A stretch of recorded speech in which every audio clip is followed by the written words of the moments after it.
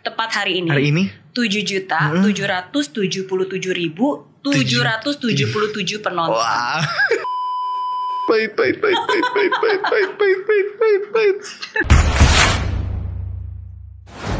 KKN di Desa Penari lebih dari 7 juta penonton sampai hari ini. Wow, luar biasa. Saya termasuk salah satu dari 7 juta penonton itu. Kameri nonton ya? Nonton. Wih, seneng banget. Nonton sama siapa waktu itu? Nonton sama suami. Wow. Dua. Gimana pendapatnya? Are you happy? Oh, to be honest, pertama-tama aku tuh sebenarnya nggak suka nonton film horor. Jadi itu bukan tipe film yang mau aku tonton horor, karena aku nggak suka ya horor-hororan lah gitu kan. Tapi kenapa aku tertarik untuk nonton KKN di Desa Penari? Karena itu bukan hanya memang genrenya horor, tapi tertarik karena kisah nyatanya, diadaptasi oleh kisah nyata.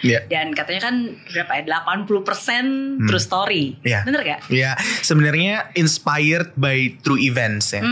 Jadi memang kalau sepertinya sih, kalau dugaan aku mungkin emang ada yang disesuaikan untuk kebutuhan film atau misalnya kebutuhan sesuai yang lebih bisa direlate orang lah gitu. Cuman memang the story is inspired by true events. Oke, dan saya selalu percaya, because saya selalu punya interest untuk true event, true stories, kejadian-kejadian nyata, karena saya selalu percaya bahwa setiap kejadian itu pasti punya cerita, dan setiap cerita kan pasti bagaimanapun juga ada pelajaran berharganya, ada pengalaman berharganya, dan itulah akhirnya mempersiapkan hati, mempersiapkan diri untuk akhirnya nonton. Thank you banget loh. Ini Desa Penari. Appreciate banget, karena banyak juga teman-teman yang bilang, aduh takut gitu kan. Tapi aku selalu bilang bahwa KKN Desa Penari itu sebenarnya agak beda dari horor-horor Indonesia pada umumnya yang jump scare, yang apa semua segala macam. Ini lebih ke ya mistiknya. Tapi kalau misalnya emang bisa lebih ngelihat helikopter view-nya gitu ya, bahwa film ini sebenarnya punya value yang bagus banget gitu kan. Di Indonesia ada punya pepatah, di mana bumi dipijak, di situ langit junjung gitu. Jadi sebenarnya ceritanya itu salah satu value-nya yang mau disampaikan sebenarnya itu gitu. Betul. Bahwa bagaimanapun juga, dimanapun tempat kita berada, harus tetap menghargai adat istiadat. Apalagi kita kan dari 270 juta penduduk ya, dari Sabang sampai Merauke, culture-nya banyak banget. Jadi kayaknya istilahnya pasti nggak bisa untuk kita memaksakan satu culture harus berlaku juga di tempat lain. Jadi harus ada adjustment, penyesuaian kayak gitu sih. Iya, setuju banget. Dan Calvin Jeremy, sebagai Anton di filmnya, beda banget loh dari yang aku tonton. Aku baru nonton beberapa hari yang lalu, sampai ketemu sekarang ini emang berbeda, karena memang sengaja bikin jenggot dan sengaja nambahin berat badan. Ya. Ini thank you banget sebenarnya, karena diundang di podcastnya Kameri ini, jadi orang akhirnya bisa kenal juga gitu. Iya kan. Cuman memang kalau dalam dunia keaktoran gitu, ada istilahnya mungkin dibagi 3 lah, paling mendasar ya, fisiologis, sosiologis, sama psikologis gitu. Yang paling quote-unquote paling mudah untuk kita rubah ya sebenarnya fisiologis, kayak berat badan, terus juga appearance di wajah, rambut, mata, jawline, segala macamnya kayak gitu. Itu memang request dari sutradara. Nah biasanya bisa kayak by request, sutradara misalnya punya visi apa. Tapi kalau dalam yang case ini, karena aku kerja sama Pawi lebih memberikan kebebasan sih untuk kita kayak bereksperimen. Nah biasanya kalau kayak gitu kita akan bedah skripnya. Nah itu memang ada apa ya, di dalam dunia keaktoran tuh kayak kita bisa menimbulkan empati terhadap karakter tersebut pada saat kita membaca ceritanya, sehingga dia akan memberikan informasi ke kita gitu. Jadi kalau Anton ini kan digambarkan sebagai mahasiswa tingkat akhir, yang KKN ini pokoknya harus berhasil. Nah terus dia juga orangnya introvert sebenarnya. Jadi tempat hangoutnya itu adalah kamar kosannya. Dia cuma punya teman deket itu si Wahyu, yang kemana-mana dia ngikutin si Wahyu ini. So kayak Anton yang itu kocak banget ya. Yang kocak banget. Lihat mukanya aja bikin pengen ketawa. Iya. Nah aku ngerasa bahwa berarti Anton tuh kira-kira bentuk fisiologisnya seperti apa ya. Mungkin dia kumisan karena dia tidak terlalu merawat dirinya segala macam kayak gitu-gitu. Nah ada juga faktor sosiologisnya. Jadi itu biasanya kayak berpengaruh terhadap bagaimana dia berbicara, terus logatnya kayak gimana, apa segala macam, baru fisiologisnya. Ini fisiologis biasanya dia akan mengikut seiring berjalannya informasi apapun yang di dalam skrip. Kita juga menciptakan sejarah karakternya yang nggak ada di skrip, kita coba tuh gali kira-kira seperti apa. Jadi sehingga manusia si Anton ini bukan semata-mata karena emang pengen kasih kumis, dia Jawanya kenapa seperti itu. Itu ada kayak reasoning behind it gitu. Mencoba untuk mendalami dan mengeksplor ya segalanya, bukan hanya dari segi visualnya saja ya, tapi kan tadi logat bicaranya dan kira-kira kalau misalnya karakter pembawaan seperti ini dengan latar belakang seperti ini tuh kalau merespon seperti apa, gerak-gerik tubuhnya seperti apa gitu. Akan sangat mudah kalau memang biasanya kalau kisah nyata berarti kan ada sosok orangnya, kita bisa belajar, kita bisa mengamati, ya kan. Nah, tapi kan kalau dalam hal ini kan berawal dari Twitternya Simple Man. Pernah ketemu gak sih dengan si Simple Man ini? Karena kan awal mulanya kan ceritanya dari situ. Pasti kan untuk bisa menggali karakter dan alur ceritanya kan harus dong. Sebenarnya ini tricky juga ya, karena kita memerankan tokoh yang memang ada di dunia nyata. Tokohnya tuh ada, tapi akses kita terhadap tokoh sesungguhnya itu dan informasinya tuh kayak terbatas banget sih gitu. Jadi orangnya masih hidup si Anton ini? Iya dan tidak ya. Iya dan tidak. Jadi memang ada certain perjanjian sama MD Pictures yang kita mungkin nggak bisa kasih tahu ke publik. Tapi untuk menjawab pertanyaan apakah pernah ketemu Simple Man, castnya ketemu, tapi nggak semua cast itu ketemu sama orang aslinya. Gimana? Tapi ketemu sama Simple Man. Simple Man sebagai orang yang membuat ceritanya dia berketemu. Tapi kan tokoh-tokoh aslinya ini ada. Nah, dari berenam itu aku nggak bisa kasih tahu kayak siapa aja, tapi dari berenam kita ada yang emang ketemu sama si tokoh aslinya. Dengan narasumber yang menceritakan tokoh aslinya. Wow. Nggak apa-apa. Yang penting ketemu sama Simple Man ya. Yang penting ketemu sama Simple Man. Boleh kasih bocoran pria atau wanita? Kalau itu pria sih. Pria. Karena kan waktu itu juga sempat dibocorin, tapi mukanya gak dikasih lihat. Iya, itu kan biasanya kalau profile pic atau istilah-istilah, tapi pria. He's a man. Aku belum pernah jujur sebenarnya sebelum nonton, aku nonton filmnya dulu sebelum tahu tentang Twitternya dan seterusnya. Memang dengar sempat heboh kan, kayaknya tahun berapa? 2019 ya? 2019 sempat booming banget. Bahkan sebenarnya ada bukunya juga. Bahkan sebenarnya ada kayak wahananya gitu loh yang Iya. Sekarang lagi ada wahananya juga. Kalau misalnya mau ngerasain syutingnya itu kayak gimana, ya ke wahananya itu deh. Seru banget. Udah pernah. Udah ke wahananya udah. Kebetulan ini lagi di salah satu mall di Sudirman kan. Di situ memang dia buka wahananya untuk kayak bisa masuk dan ngerasain. Dan pada saat aku nyobain waktu pas promo media visit kemarin, itu emang waktu syuting tuh more or less kayak begitu sih, menakutkannya dan kayak darknya kayak gitu. Ini ada hal yang menarik ya. Jadi kan sebelum untuk hari ini nih, kan aku tahu udah nembus 7 juta. Terus tapi aku pengen tahu nih detailnya berapa sih tepatnya, ya kan? Kan harus akurat dong. Jadi aku cek nih hari ini persis sebelum syuting tadi. Terus aku cek hari ini berapa ya jumlah viewersnya biar bisa akurat. Terus aku cek biasalah cek filmindonesia.or.id ya kan. Dan you know what angkanya? Berapa sih? Tepat hari ini. 7.777.777 penonton. Wow. 7777777. Iya. Dan angkanya juga ada 7. 7. Oh iya ya. Iya benar. Aku tuh merinding loh. Iya. Karena nggak tahu kebetulan nggak kebetulan, tapi kan sometimes angka-angka seperti ini kan ada mistisnya, ada artinya, apalagi angka 7. Angka 7 itu kan sesuatu yang alam semesta, beberapa agama itu angka yang sangat istimewa sebenarnya. Benar nggak? Kalau buat aku sebenarnya 7 tuh kayak angka rest, istirahat gitu. Istirahat dalam arti kata rest, relax itu bukan terus kita nggak ngapa-ngapain, bukan laid back atau bukan rebahan, tapi relax tuh lu bisa busy, kita bisa busy, tapi kalau misalnya pikirannya rest, relax, kita akan terbantu untuk mengambil keputusan yang tepat. So 7 is a perfect number. Setuju. Rest itu berarti kita mengistirahat pikiran kita, percaya gitu ya. Tapi sebenarnya dari Calvin sendiri percaya gak sih dengan hal-hal mistis-mistis gitu? Mistis ya, mungkin bahasanya kalau buat aku lebih segala semua yang nggak terlihat itu ada gitu. Jadi hal-hal ini bukan semua kayak yang kita lihat secara material nyata gitu ada, tapi hal yang nggak kelihatan itu juga ada gitu. Jadi itu sebenarnya jadi salah satu pegangan hidup aku juga sih. Kayak aku cukup ingat sama nasihat papaku ya. Dia selalu bilang bahwa kalau misalnya lu tuh sedang mendaki gunung, kayak yang nggak kelihatan dalam hal ini yang negatif, yang jahat, itu they're not kayak diem aja gitu. They will shooting arrows gitu. So you have to always focus on your kemana kamu mau menuju gitu. Focus on tujuan kamu, your vision, your mission gitu. Karena dan pada saat mencapai itu tuh kayak nggak mudah. Karena ya the devil is the devils are keep on shooting arrows gitu. So you have always to be focused, dia bilang kayak gitu. Jadi aku juga mengiyakan bahwa ya memang yang nggak kelihatan tuh ada gitu. Iya, itu saya juga setuju banget. Banyak contohnya ya. Iya. Wifi nggak kelihatan, tapi kan ada. Kalau nggak ada, udah semua udah komplain. Bener.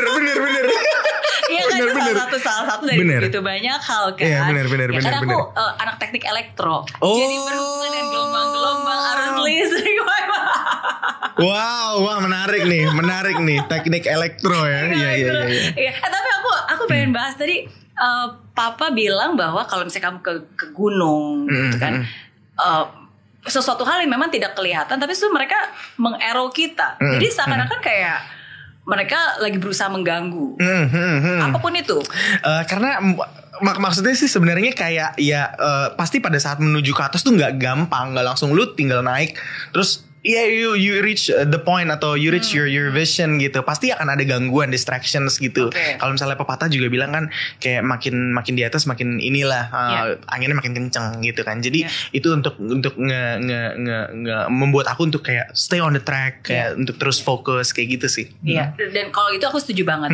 Karena kan apapun juga the devil, maksudnya hal-hal yang jahat gitu. Saya percaya mereka tuh nggak bisa mencelakakan kita. Dia nggak bisa mengambil apapun juga yang Tuhan sudah mau berikan untuk kita, tapi yang mereka bisa lakukan adalah mendistract kita. Yes, correct. Sehingga kita sendiri yang out of track dan akhirnya kita sendiri yang kalaupun tidak mendapatkan ya itu bukan karena itu diambil oleh yang jahat, tapi karena kita terganggu dan akhirnya kita mengikuti hal itu dan akhirnya salah kita sendiri gitu. Jadi itu sih yang aku percaya dan makanya penting untuk kita selalu tetap menjaga dan on track ya. Correct. Setuju banget.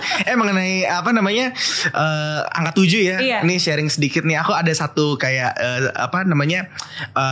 scripture sih. Jadi ada satu dibilang kayak kalau nggak salah ya. Ini maksudnya bukannya mengeneralisasi agama tertentu, cuman ada satu ayat Alkitab tuh yang bilang bersatu jalan musuh menyerang, bertujuh jalan mereka lari daripada hadapanku, dibilang. Wow. Artinya itu apa katanya? Jadi kalau misalnya ditelaah lagi ya lebih dalam, bersatu jalan musuh menyerang itu cuma satu jalannya si musuh itu, yaitu melalui hati yang gentar. Jadi kalau misalnya khawatir, takut segala macam, itu mulai kita mengambil keputusannya salah, apa segala macam, emosi apa.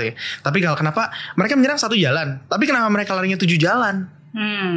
Karena di hari ke-7 Tuhan istirahat. Jadi pada saat hatinya rest, hatinya relax, si musuh yang menyerang itu akan lari ber-7 jalan, lari tunggang langgang sampai 7 jalan. Jadi filosofi wisdom di balik itu adalah kan angka tuh selalu ada artinya kan, bersatu bertujuh. Jadi 7 is a rest, relax. Wow. Gitu.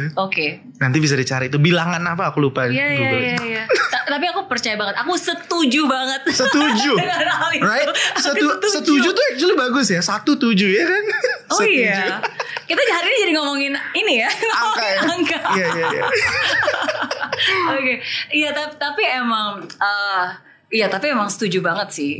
Bahwa ya sometimes kadang-kadang mungkin ini sesuatu hal yang orang bisa percaya, orang bisa nggak percaya. Tapi apapun juga yang kita percaya dan kita yakini itu akan terjadi.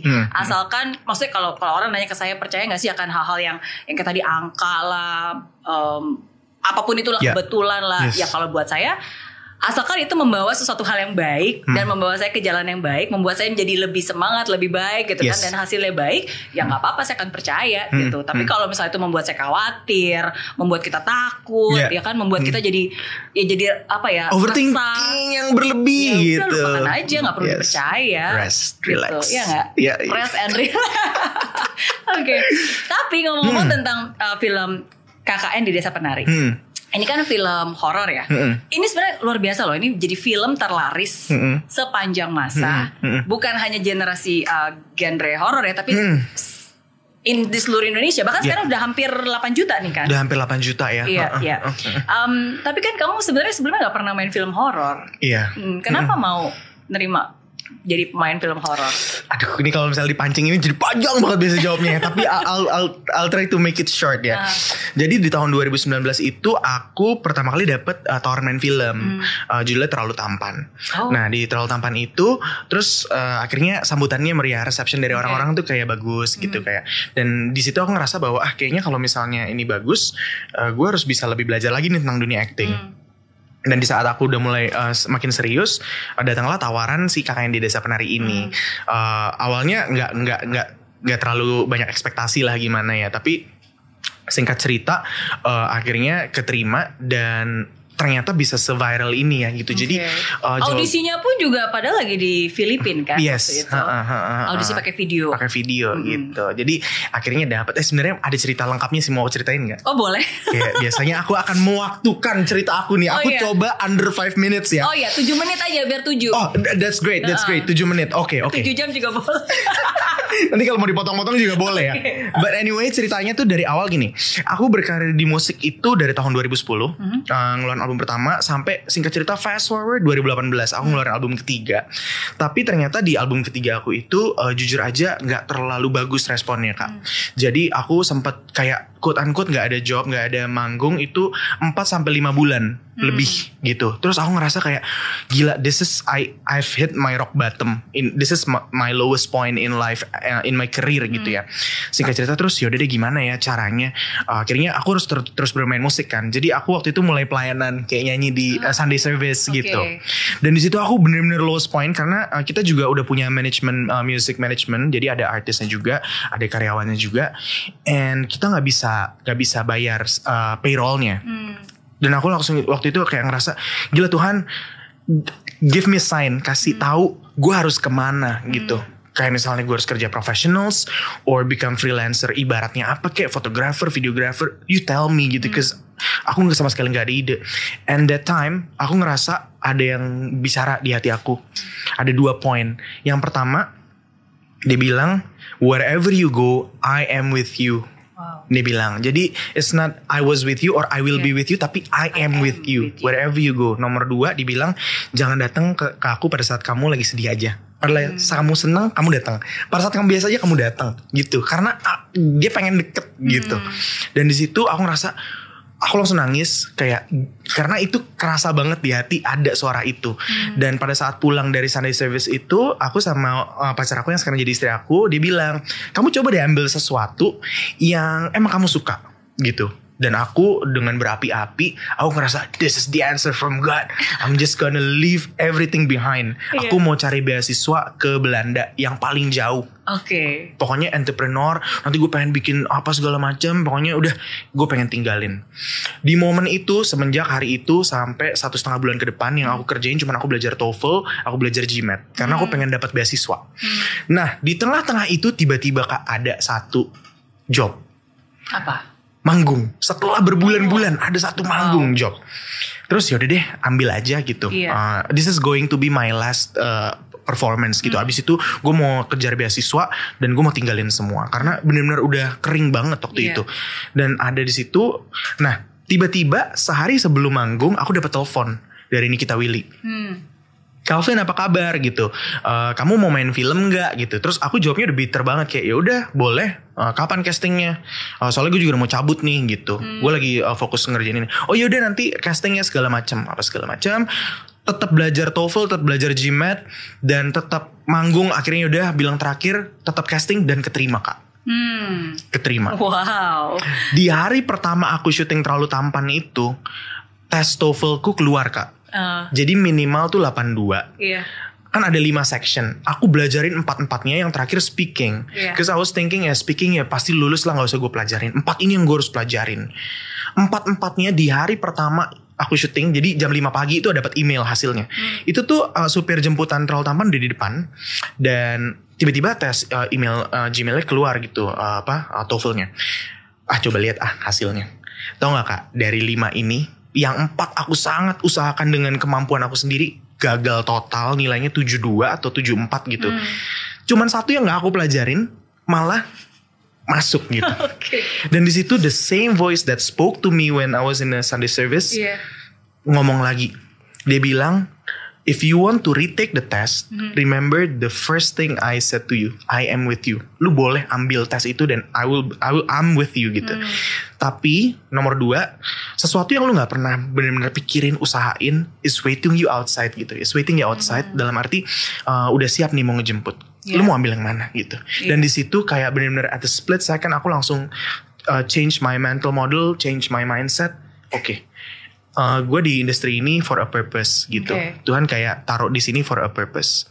Tapi aku bilang, tapi aku masih pengen sekolah gitu. Dan akhirnya aku ambil sekolah di Asian Institute of Management di Filipina. Itu juga lucu karena jadwalnya dia minggu pertama dan minggu ketiga.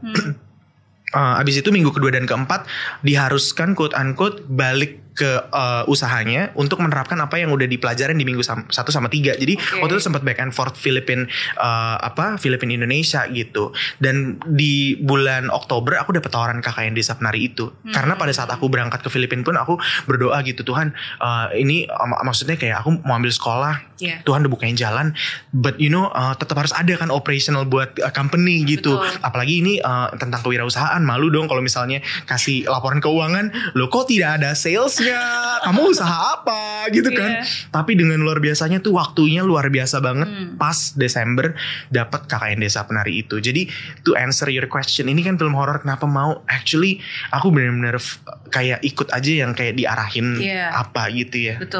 Dan ya sampai sekarang meskipun sempat ketunda, aku akhirnya juga harus online kuliahnya dan semua, tapi benar-benar amazing banget sih the journey gitu. Iya, karena ya you follow what is true gitu kan. Kamu percaya, dan sebenarnya kalau dari cerita kamu tadi kan Tuhan tetap kasih kamu pilihan kan. Tuhan gak maksa. Ini loh pilihannya. Kalau kamu mau ngambil tes lagi, I'm still with you gitu kan. Tapi coba lihat sebenarnya ada hal ini juga gitu. And then you get both. Jadi pada saat ngelihat kayak sekarang 3 juta, 4 juta penonton, bahkan going 8, aku selalu kayak merasa bahwa my job is actually done in this movie. Dalam arti ya udah saat bilang kayak it's a wrap, ya udah selesai gitu. Tapi apapun hasilnya itu benar-benar kayak ya sebuah tanggung jawab aja yang aku harus jaga kayak gitu. Jadi nggak ada yang overly proud atau apa kayak gitu. 7 juta Vin, oke siap, mantap, udah nonton, seneng nggak? Ya udah gitu doang. Bernazar nggak? Kan kadang-kadang ada nih kalau 7 juta ada nazarnya. Sebenarnya nazarnya sih specifically nggak ada. Cuman kemarin orang tuh kayak, Vin, ayo Vin, kalau misalnya sampai 7 juta gimana? Terus ya aku ngiseng aja ngomong gini deh, kalau misalnya gue dapat 7 juta nanti terserah, misalnya dapat bonus gitu ya, dapat bonus gue mau main ke desanya lagi, mungkin ya gue ngasih berapa yang bisa gue contribute lah buat mereka. Aku ngomong kayak gitu. Ke desa tempat syutingnya kan? Bukan desa aslinya. Desa tempat syuting. Tapi desa aslinya sebagai pemain tahu gak sih sebenarnya? Tahu, oke. Tapi ya of course nggak bisa diinfokan ya. Tapi pernah kesana nggak sih ke desa aslinya? Ke desa aslinya sih enggak. Kita cuma dikasih visualnya aja. Visualnya kayak gini nih gitu. Maksudnya dikasih visual tuh dalam bentuk video, foto. Supaya kita bisa kayak mendalami. Iya. Dan mungkin bisa meremake visualisasi yang ada di filmnya ya.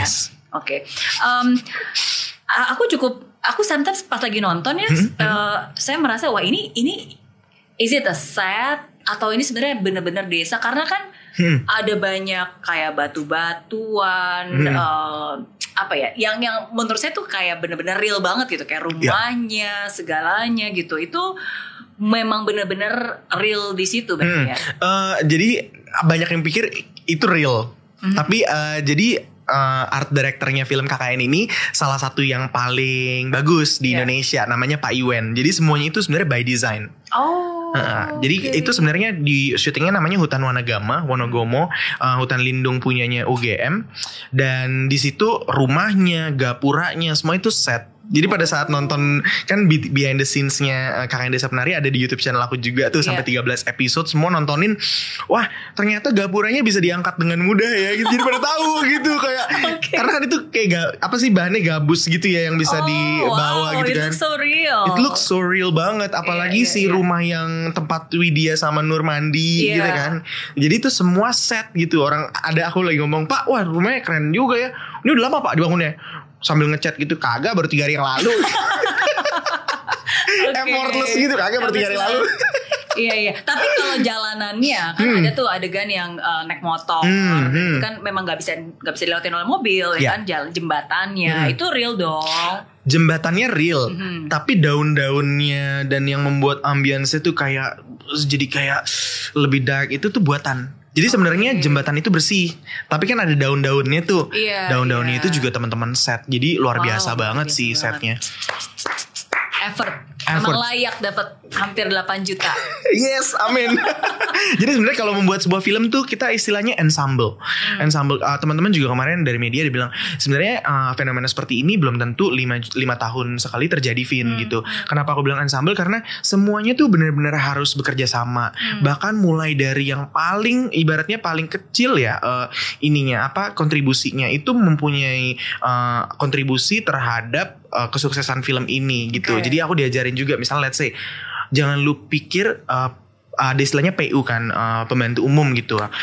Itu harus baca skrip juga ibaratnya. Kenapa? Karena dia harus tahu kapan dia harus masukin makanannya hari ini apa. Jadi harus nyesuaiin juga. So it's really teamwork sih for me ya, mulai dari yang paling kecil sampai ya MD Pictures gitu. Iya, setuju banget. Karena kan dulu aku juga bersyukur banget film Mary Riana kan juga diproduksi oleh MD Pictures kan. Right. Iya. Aku nonton.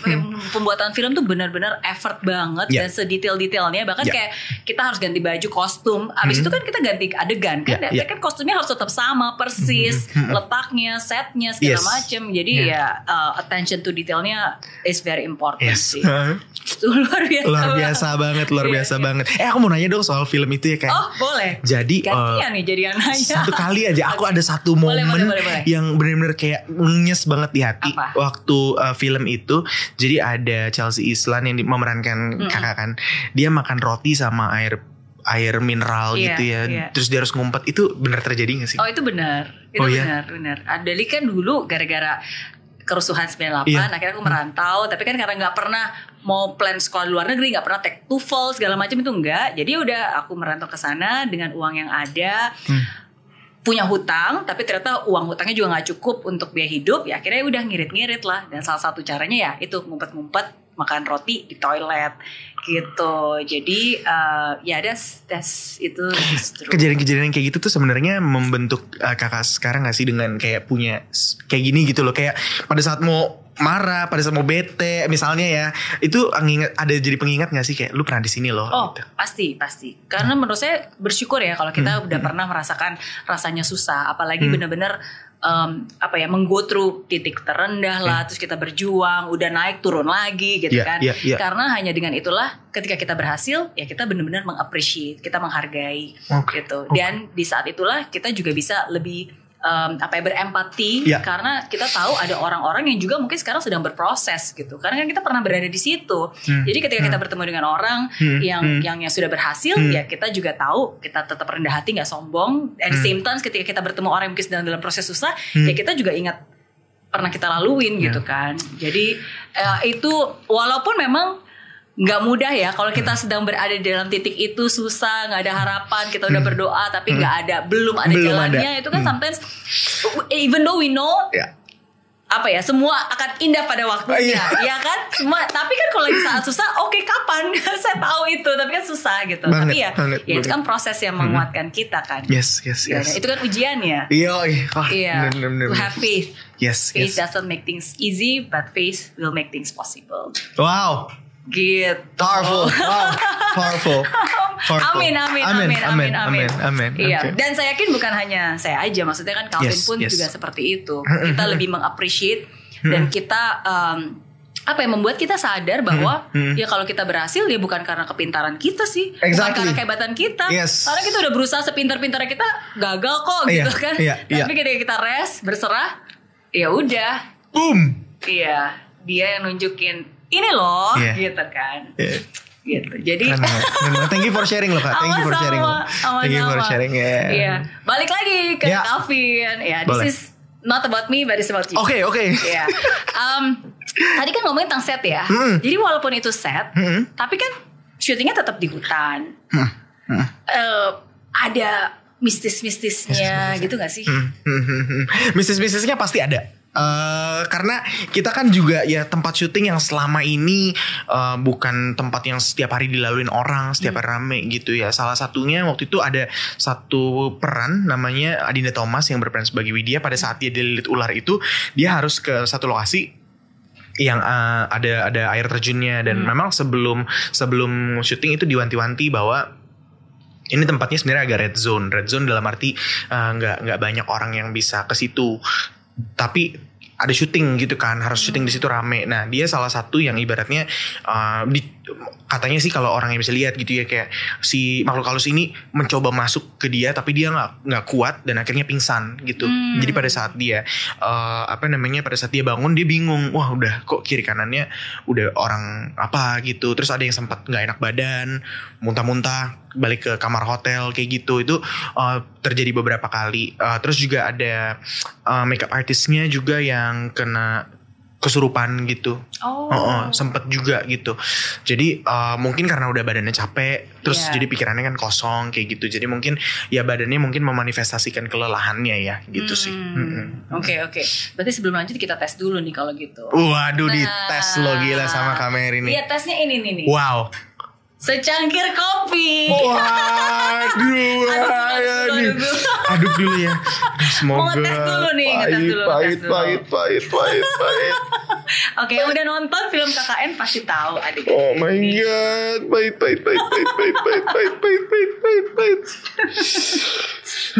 Wangi sih ya. Wangi sih. Minum ya Kak. Oh iya, silakan.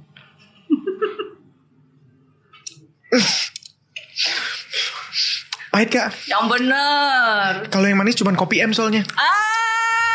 Bisa aja. Ya nih pahit Kak, pahit Pak. Oh pahit ya. Pahit ya. Oke. Berarti aman. Aman. Duh, untungnya dikasih bukan kopi M jadinya pahit. Ya, jadi buat kalian yang lagi nonton, komen di bawah, komen yang paling menarik akan mendapatkan voucher dari kopi M. Boleh ya? Boleh. Beneran. Walaupun impromptu gak apa-apa. Tapi bagi-bagi rezeki gimana. Bener.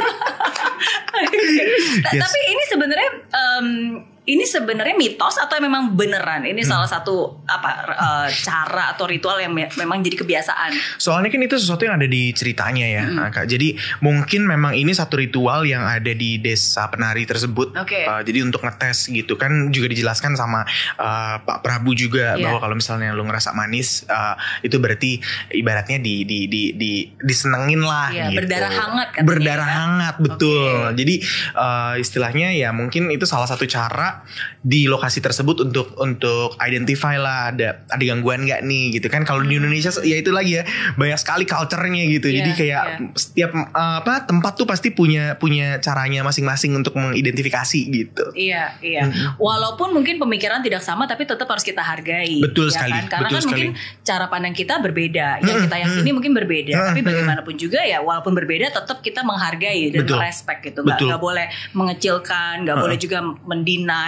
Atau ngerasa yang paling ini gitu benar, ya. Ini salah. Betul. Itu sih yang aku sungguh-sungguh belajar dari film KKN di Desa Penari. Correct. Yeah. Wah, keren banget. Tapi ini penasaran kenapa dari semua 6 yang ada di yang KKN di Desa Penari, ya kan? Cuma kamu yang gak pernah diganggu oleh si Badarawuhi itu. Badarawuhi itu. Sebenarnya ini banyak banget jawaban-jawaban netizen yang lucu-lucu gitu. Katanya Anton tuh gak good looking katanya. Emang bener sih, dekil banget ya. Gak pernah mandi, males gitu. Terus ada yang bilang udah vaksin. Oh iya, nggak diganggu gara-gara udah vaksin. Udah booster juga kan? Udah booster juga, udah 3 kali. Bener sih. Ada yang bilang karena dia sign in Peduli Lindungi dulu. Oh iya, bisa jadi. Jadi ada yang melindungi. Ada yang melindungi. Dan ada yang peduli. Bener, ada yang peduli. Ada yang bilang istilahnya kodamnya tuh yang ngejagain tuh banyak gitu ya. Tapi sebenarnya sebagai orang yang menghidupkan karakter Anton, aku pun nggak tahu kan. Udah menunggu ya coba deh. Ada pengen digangguin. Kayak ganggu supaya saya screen time banyak gitu kan. Mungkin kalau dari bahasa teknisnya karena banyak yang nggak dimasukkan ke dalam scene, misalnya seperti itu. Tapi aku juga baru sadar setelah si akun di Henry siapa gitu di TikTok ini yang membuat ada satu yang gak digangguin. So aku pikir bener juga ya, gue gak digangguin gitu selama film gitu kan. Terus kasih tahu ke keluarga kan biasanya, Ma apa nih ada lagi viral nih di TikTok. Bagus, itu karena doa mama papa kamu tidak diganggu. Banyak yang mendoakan. Haleluya. Sampai aku bilang kan ada kawan gereja juga kan. Jadi sebelum syuting tuh dia datang ke Jogja. Terus kayak ya biasa lah kita kayak makan. Terus kayak kita gue lagi syuting nih di sini. Kita doa bro, kita sama-sama doa gitu. Terus pas ada viral itu terus aku kirim ke dia, bro nih gara-gara kita berdoa nih bro. Doa emang mukjizat. Ajaib penangkal. Kocak sih, cuman ya itu bergulir di sosial media ya. Pada akhirnya aku juga bersyukur gitu kayak banyak pembahasan daripada netizen gitu, dan semua komennya lucu-lucu yang kayak Anton jelek, Anton dekil, Anton gak pernah mandi gitu. Tapi kan itu kan ya omongan netizen ya, jadi kita anggap lucu aja gitu. Tapi pas aku nonton film itu sebenarnya itu komentar kita berdua sih. Maksudnya aduh paling kasihan tuh si Anton ini. Kasihan karena dia gak tahu apa-apa. Ya kan gak tahu, gak pernah. Maksudnya tiba-tiba langsung yuk kita cabut, nggak bisa di sini lagi gitu kan. What's going on? Kamu nggak pernah tahu apa yang mereka lakukan, kamu nggak pernah tahu apa yang terjadi gitu kan. Bener. Dan waktu itu aku si karakter Anton ini mempunyai kepentingan bahwa kakak ini harus selesai. Karena misalnya kalau gak selesai dia DO ceritanya kan? Betul. Jadi kayak sebenarnya yang menahan mereka ini kayak ini gak bisa dicoba dulu karena gue punya kepentingan loh di sini. Dan sebenarnya ceritanya itu kan kalau Wahyu sama Anton adalah 2 orang pelengkap karena mereka gak bisa KKN berempat aja. Jadi harus nambah member dan kita berdua. Sebenarnya kalau secara pertemanan ini agak-agak outliers nih si Anton sama Wahyu gitu. Oh jadi sebenarnya yang berteman itu si 4 ini. Iya si 4 ini, Nur, Widya, Bima sama Bima sama Ayu. Oh iya betul gitu. Jadi kayak gue gak tahu apa-apa gitu. Cuman balik lagi kalau misalnya aku mencoba menganalisa ya kenapa dia gak diganggu. Mungkin karena orangnya bilang santuy bahasa anak netizen kan santuy, relax gitu ya. Itu sih kayak chill aja gitu. Betul. Dan selalu berpikir positif sih. Maksudnya kalau aku ngelihat lagi ke filmnya, ini harusnya bukan spoiler ya, atau justru membuat orang lagi penasaran. Sebenarnya si Wahyu itu harusnya gak akan diganggu. Tapi gara-gara pas lagi dia naik motor, terus dia mulai nih, wah kalau mogok gimana ya gitu. Tiba-tiba mogok beneran kan. Bener. Hati-hati dengan kata-kata. Bener. Kata-kata bisa jadi nyata. Kata-kata bisa jadi nyata. Itu pertama kali nonton dan beberapa kali nonton ya di bioskop pada saat Wit, Kak ngomong dong biar aku tahu kamu masih belakang nih ngomong gitu. Wit, kalau misalnya tiba-tiba motornya mogok gimana. Itu satu bioskop langsung terus langsung mati. Hati-hati. Hati-hati. Karena ya itu kan sometimes kadang-kadang kalau misalnya tadi Calvin bilang bahwa anggap aja nih misalnya kayak memang ada yang nggak bisa kita lihat dan memang mereka nggak bisa menjahatkan kita tapi mereka bisa mengganggu. Nah kalau kita berprasangka buruk, berkata-kata buruk, itu kesempatan buat dia nyamber dan ya udah terjadilah gitu kan. Jadi kita nggak harus menjaga. Sebagai teknik elektro pasti ya kan. Oh iya. Karena kalau wave itu nyata kan. Betul, 2 frekuensi yang sama nyambung nyata. Iya kan. Makanya antena di TV sama channel TV kalau frekuensinya beda nggak muncul tuh semut-semut. Tapi kalau frekuensinya sama muncul gambarnya. Keren. Gitu. Keren. Tapi serius loh. Kadang-kadang kita pikir aduh jangan sampai mogok, jangan sampai diputusin, jangan sampai gagal. Ya itu kan kadang-kadang kekhawatiran yang berlebihan dengan kata-kata yang kita yakini walaupun itu negatif ya jadi celah. Sebenarnya kayak menanggapi itu ya kayak ada yang bilang kayak kalau zaman sekarang nih kayak anak-anak Jaksel terutama kan ada istilah-istilah apa gaslighting lah, apa toxic positivity gitu-gitu kan ya. Jadi sebenarnya mengimbangi gini. Oke, gue bukan yang tipe yang lu harus mikir positif terus ya. Pasti capek, aduh khawatir. Tapi kalau aku dan sekeluarga tuh ngebiasain gini, kalau lu nggak bisa ngomong positif, lebih baik lu diem. Oh iya. Jadi kalau misalnya emang lu lagi khawatir pikirannya, istirahat dulu. Tapi jangan sampai ngomong gitu, karena katanya kita juga percaya bahwa yang nggak kelihatan yang negatif itu istilahnya dia nggak bisa tahu pikiran kita. Tapi kalau misalnya kita ngomong jadi gitu. Kalau dari ini ya pengalaman di keluarga gitu, value yang kita pegang gitu. Mungkin kalau 1-2 kali misalnya mikir aduh nanti gimana ya, jangan langsung berusaha untuk dilawan gitu. Setuju banget. There is no such thing as toxic positivity for me. There's no such thing ya. Gak bisa toxic sama positif tuh gak bisa deh gitu. Gak bisa. Kita semua gak dihujat netizen Jaksel ya. Tadi nyebut-nyebut Jaksel. Biar netizen Jaksel mikir kan ya, oh iya bener ya gitu. At least kalau lu gak bisa berpikir positif, jempolnya gak usah ngetik deh gitu ibaratnya. Gak usah ngomong gitu kalau aku sih. Make life is so simple actually. Betul. Dan bukan berarti selamanya sebenarnya kita juga selalu berpikir positif ya. Sometimes kan manusia ya kita pasti ada keraguan, kita juga pasti ada kesalnya, marahnya gitu kan ya. Tapi yang paling penting kalau buat saya sih yaitu awareness. Begitu kita udah ngucapin tahu cepet sadarnya sehingga kita bisa mengandu atau mungkin ya udahlah kalau misalnya marahnya dikit tapi bersyukurnya banyak, ya semoga yang lebih banyak akan menimbun yang gak baik gitu. Betul. Gitu sih. Wah keren banget nih ngobrol sama Kak Mary nih. Langsung kayak recharge lagi loh. Gitu. Keren banget. Hal termistis apa yang pernah terjadi di kamu selama proses KKN? Film. Buat pribadi ya. Buat pribadi itu jadi gini Kak, kayak kan aku tadi cerita kan dari 2010 2018 sempet down, akhirnya dapat film lagi, ngerasa naik lagi, harus kuliah. Nih, hal termistis adalah ini termistis banget. Sebenarnya kalau di lokasi syuting ya ngelihat yang merinding gitu ya udah biasa. Tapi percayalah. Melihat gitu maksudnya melihat kayak syuting kayak wah ada orang misalnya dikelilingi hantu-hantu si yang pemeran pembantunya itu merinding gitu loh. Karena energinya kan kita juga bisa ngerasa gitu. Tapi hal yang paling menakutkan adalah pada saat gue udah ready banget nih 19 Maret 2020 KKN di Desa Penari bakal jadi yang paling on the top deh film apa segala macem. Tanggal 15 Maret 2020 kita dibilang siap-siap ya bakal di reschedule, paling mundur berapa bulan lah. 17 Maret lockdown 3 bulan. Itu horor banget sih, kayak lebih horor dari film horor. Kalau ngelihat hantu ya amit-amit gitu berarti kayak serem udah gitu. Tapi ini 2 tahun berproses itu horor sih. Kalau misalnya ngeliat lagi aduh berat banget ya gitu. Tapi ya anyway udah dilewatin dan justru dalam 2 tahun tuh memproses untuk kayak punya mindset yang lebih ready untuk menerima semua animo ini, jadi lebih siap gitu. Dan semua indah pada waktunya. As cheesy as it sounds, it's true. But it is true. It is true. Iya. Wow. Nanti akan ada KKN di Desa Penari 2 gak nih? Wah. Itu sih saya menyerahkan kepada MD, Pak Manoj semua ya gitu. Kalau orang-orang bilang kayak wah biasanya kalau film horor sukses ada sequelnya apa segala macam. Aku selalu menganggap bahwa sebagai seorang aktor we are all designers of a human gitu ya. Jadi pada saat memang dipanggil dibutuhkan, oke, kita jalan. Tapi pada saat misalnya casting nih, udah ngarep banget, gue pengen banget memerankan pemain ini, tapi ternyata nggak jadi, lebih legowo gitu. Berarti tandanya akan ada manusia lain yang lebih cocok untuk menghidupkan karakter tersebut gitu. Jadi menjawab pertanyaannya apakah ada, kita dengerin voice of customersnya lah. Oke.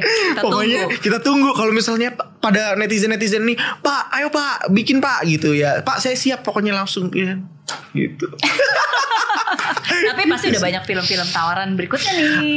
Puji Tuhan senang banget juga ya, ada beberapa film yang masih nunggu tanggal tayang. Jadi ada judulnya Hantu Baru, kemarin udah sempat syuting. Judulnya kayak Hantu Baru, tapi sebenarnya filmnya very fun, light dan treatmentnya juga baru. Belum pernah ada film yang treatmentnya seperti ini. Dan itu hopefully keluar sekitar bulan Juli. Itu produksinya Pak Reski Aditya sama Citra Kirana, dia bikin video production house, dan itu film pertamanya. Terus juga ada series judulnya Little Cupcakes Called Love, itu juga lagi nunggu tanggal tayangnya gitu. Dan kedepannya semoga bisa makin banyak lagi. Amin, gitu. amin. Oke, gitu. 2 pertanyaan terakhir. Sebenarnya masih banyak apa yang diobrolin. Seru banget loh ini nih, udah 40 menit lebih, nggak kerasa loh ya. Thank you. Oke, apa ya? Saya yakin kan, maksudnya apa ya? Kalau kita mau masuk ke ranah, bukan ranah sih sebutnya, nanti salah ngomong lagi. Intinya karena saya sendiri pun sebenarnya nggak terlalu suka hal-hal yang berbau horor. Dan sebisa mungkin sebenarnya saya nggak akan ke arah sana, atau sebisa mungkin ya udah nggak apa-apa, ini duniaku, ini duniamu, ya udah kita saling merespek gitu kan. Nah tapi kan ketika kamu harus involve di situ, harus berada di situ, harus mendalami dan banyak hal gitu kan. Pasti kan kamu harus memagari diri kamu, membentengi, memperisaikan diri kamu. Apa yang kamu lakukan? Ada nggak hal-hal khusus yang kamu lakukan untuk bisa menjaga kamu gitu? Iya. Maksudnya aku tidak mengerucutkan kepada satu agama tertentu atau apa ya, tapi nggak bisa dipungkiri sih bahwa kepercayaan aku itu terhadap, I'm not saying that I have agama. I always say that this is a relationship between me and my heavenly Father gitu. Jadi it's about relationship actually. Jadi that relationship yang aku akhirnya cherish gitu. Setiap apapun yang dilakukan sebenarnya Kak. Jadi pada saat sedang menjalankan usaha, bikin konten, main film, main musik, bikin musik, apapun itu, that's my core value. Jadi my core beliefnya itu adalah bahwa segala semuanya itu Tuhan tuh di pusatnya. Ibarat roda, Tuhan tuh tengahnya. Oke, bangun tidur berdoa, yes, tapi tetap pusatnya itu Tuhan. Misalnya abis itu mandi, pusatnya Tuhan. Abis itu bekerja, pusatnya Tuhan. Dan sampai mau tidur, sehingga roda itu bisa terus berputar, dan roda itu bisa naik terus. Ya mungkin ada turun apa, tapi kalau kita helikopter view, dia akan terus grafiknya naik seperti itu.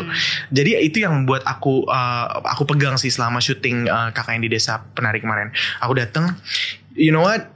Ini bukan usaha aku juga nggak mencari, aku dipilih di sini semua karena kasih karunia Tuhan. Jadi itu yang selalu aku pegang. Dan sebagai seorang aktor, aku juga udah banyak ngobrol juga sama pelatih aktor yang baru, senior gitu.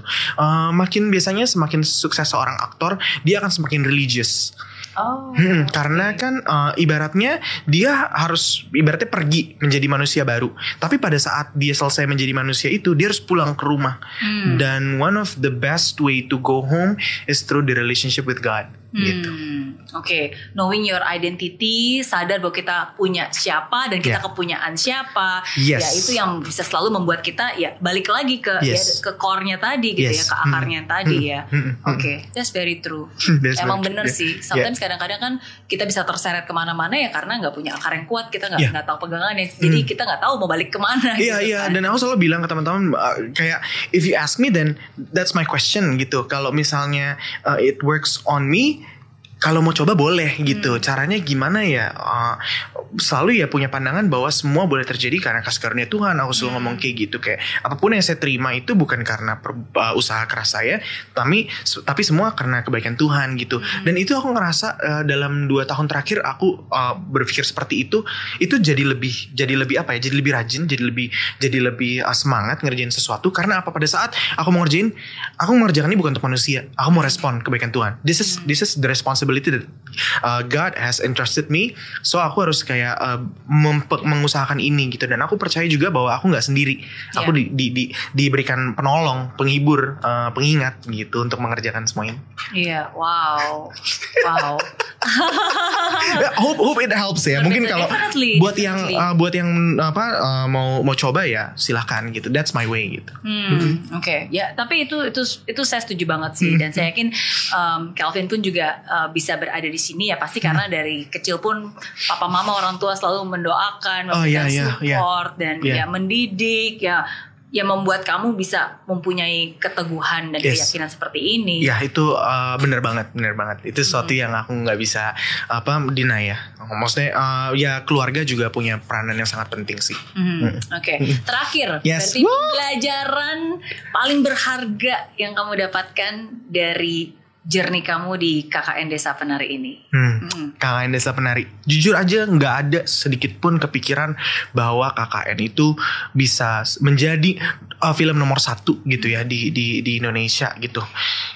If we're talking mungkin 3 minggu yang lalu aku ngomong ke diri aku kayak bro lu bakal KKN bakal jadi nomor 1 loh. Mungkin nggak percaya gitu kak. Kayak filmnya hebat-hebat semua, jago-jago semua gitu.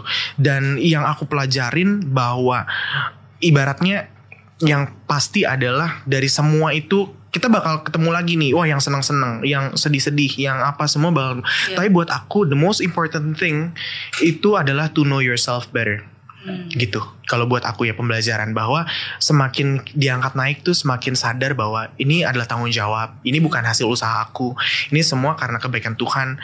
Terus selalu diingatkan purpose-nya in life, mau ngapain di dunia ini kayak gitu sih. Jadi self awareness tuh makanya pada saat Kak Mary tadi ngomong self awareness, that's it gitu. Karena buat aku itu membantu banget ya. Aku sebagai musisi kayak energi aku kan kayak wah berlebih gitu kalau cerita berapi-api. Sempat ada di masa bukan sempat lama dia masa kayak emosian segala macem. Tapi dengan berproses dari KKN mau tayang nggak jadi dan sampai sekarang ini, setiap aku punya feelings gitu aku tanya ke diri aku, kenapa kamu ngerasa kayak gini gitu.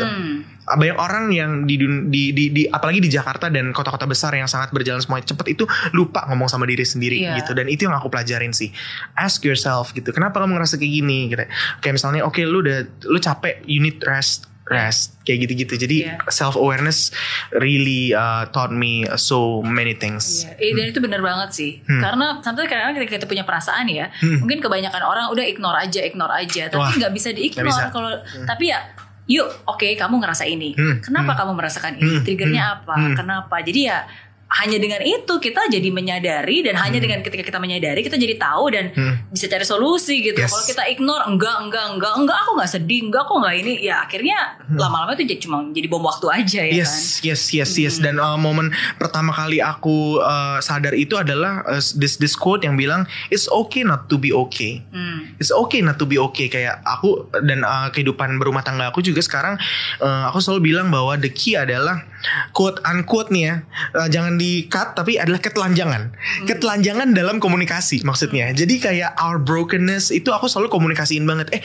Aku ngerasa kayak gini, aku ngerasa kayaknya root problemnya ini deh, what do you think gitu. Nanti kita akan berproses bersama gitu. So knowing yourself is one of the most important things. Setuju. Setuju. Tapi aku belajar banyak banget sih dari hari ini dan juga dari film KKN. Seperti tadi saya bilang, itu bukan jenis film yang biasanya selalu aku tonton, tapi aku sengaja nonton karena saya tahu pasti ada maknanya. Dan memang benar, satu hal yang aku pelajari banget sih, benar-benar there's no shortcut to success ya. Maksudnya apapun itu, dan seringkali cara orang-orang negatif atau roh-roh negatif itu mengattract kita kan dengan itu shortcut. Pengen dapat pacar, pengen dapat gebetan, akhirnya udah pakai cara ini aja, pakai selendang ini, pakai ini gitu. Dan ketika kita coba-coba, tapi sebenarnya tanpa kita sadari kita sedang mengikat perjanjian itu, dan itu akan benar-benar mengikat, itu nggak bakal bisa lepas, susah sekali gitu. Jadi harus benar-benar aware, sadar, tahu, dan banyak-banyak berdoa. Knowing yourself better.